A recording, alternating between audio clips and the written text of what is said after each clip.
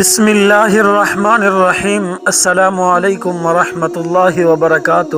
میرے پیارے ناظرین، آج ہم آپ کو ایک ایسا ایمان افروز اور سبق آموز واقعہ سنانے جا رہے ہیں جو حضرت امام ابو حنیفہ رحمۃ اللہ علیہ کی عظمت، حلم اور انصاف پسندی کا زندہ ثبوت ہے۔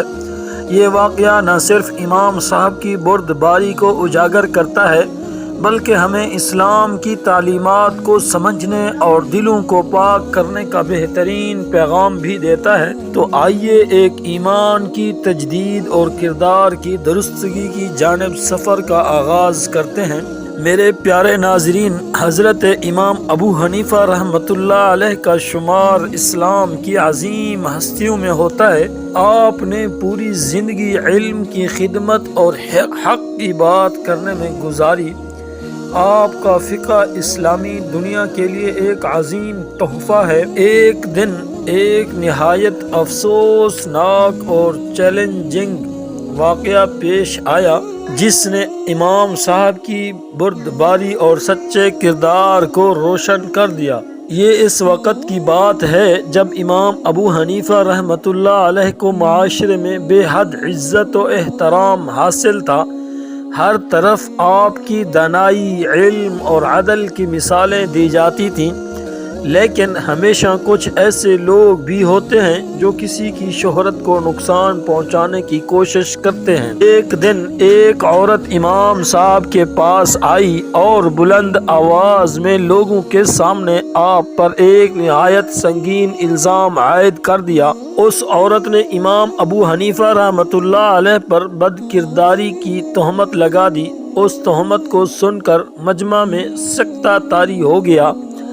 لوگوں کو حیرت تھی کہ اتنے بڑے عالم دین پر ایسا الزام کیسے لگ سکتا ہے۔ اس موقع پر امام ابو حنیفہ رحمۃ اللہ علیہ کا رد عمل انتہائی حیران کن اور ایمان افروز تھا۔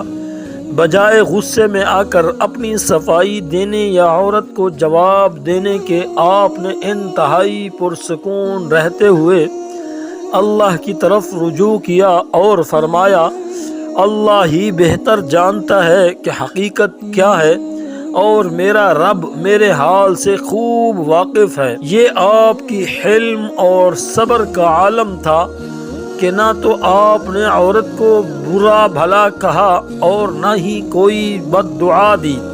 لوگوں نے امام صاحب کی اس سیرت کو دیکھ کر دلی طور پر آپ کی عظمت کو مزید محسوس کیا۔ امام صاحب کا یہ رویہ دیکھ کر عورت کے دل میں ایک ہلچل مچ گئی۔ چند دن گزرنے کے بعد عورت کا ضمیر جاگ گیا اور وہ حقیقت بیان کرنے پر مجبور ہو گئی۔ اس نے امام صاحب کے پاس آ کر نہ صرف معافی مانگی بلکہ اقرار کیا کہ اس نے یہ تہمت ایک سازش کے تحت لگائی تھی۔ عورت نے کہا، امام صاحب، آپ کا صبر اور حلم میرے لیے اللہ کی طرف سے ایک درس تھا اور میں نے اپنی غلطی کو پہچان لیا ہے۔ امام ابو حنیفہ رحمۃ اللہ علیہ نے نہایت شفقت سے اسے معاف کر دیا اور لوگوں کو نصیحت کی کہ کسی پر بھی جھوٹا الزام لگانا ایک بہت بڑا گناہ ہے اور ہمیں ہمیشہ اپنے دل کو صاف رکھنا چاہیے۔